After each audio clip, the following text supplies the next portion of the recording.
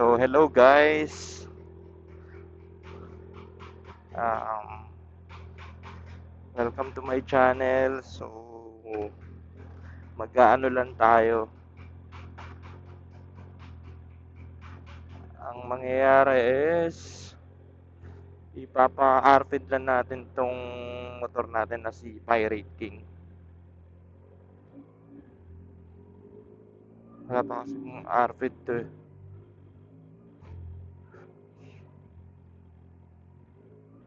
Punta tayo ngayon sa EDSA.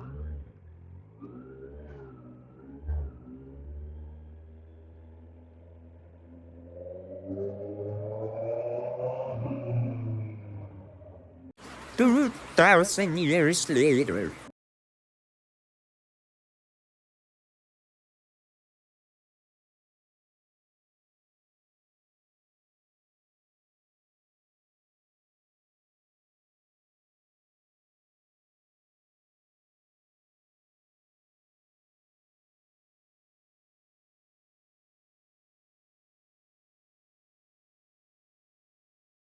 So ito yung form na fill out nyo. Makukuha nyo to sa exit ng Nichols.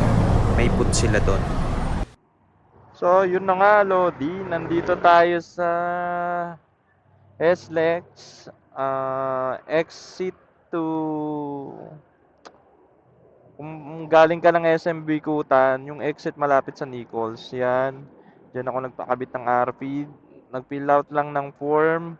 So, wala pa akong plaka, wala pa ORCR. Ang ginawa lang is, kinuha lang yung sales invoice.